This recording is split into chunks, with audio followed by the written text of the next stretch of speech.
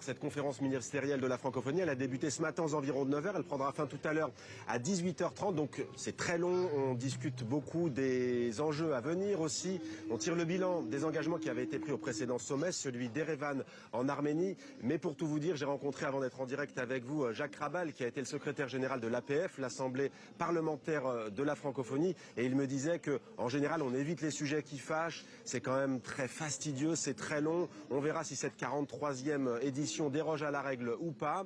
Voilà en tous les cas pour cette conférence ministérielle qui prend fin tout à l'heure. Emmanuel Macron, le président français, lui, a dit que les institutions devaient se réformer, sinon elles risquent tout simplement de mourir. On verra quel discours il portera demain. Il arrivera dans la nuit ou demain matin. Le président français qui est attendu avec impatience par Vanessa Lebecqa qui est à mes côtés.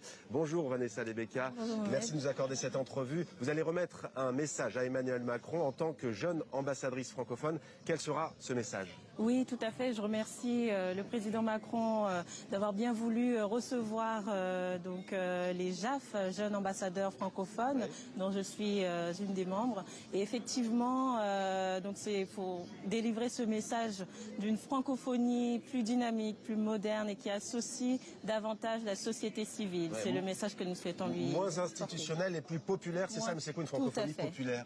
Une francophonie populaire, c'est une francophonie qui associe les villages, qui associe les villes, tel que je le porte dans mon projet de label de villes et villages amis de la francophonie, et qui vise justement à associer les maires, à associer la société civile pour davantage faire rayonner la langue française et les valeurs de la francophonie au sein de chaque territoire. Vous êtes aussi conseillère municipale à Chelles, en Seine-et-Marne, en région parisienne. On a visité tout à l'heure, vous et moi, le pavillon de la République du Congo.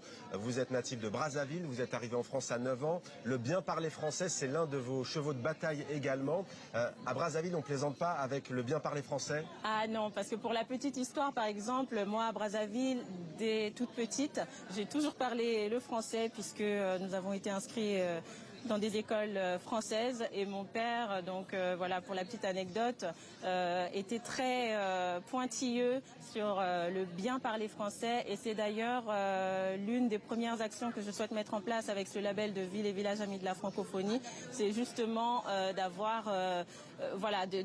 d'essayer en tout cas de diminuer les anglicismes dans le langage des jeunes et au sein de l'espace public. Voilà, et d'ailleurs parfois on se fait tout savoir. Tout à l'heure je vous dis vous avez un pins ici, c'est pas un pins, comment on dit, une épinglette. Une épinglette. Merci beaucoup Vanessa Lebecqa, merci à vous, très bon sommet à vous.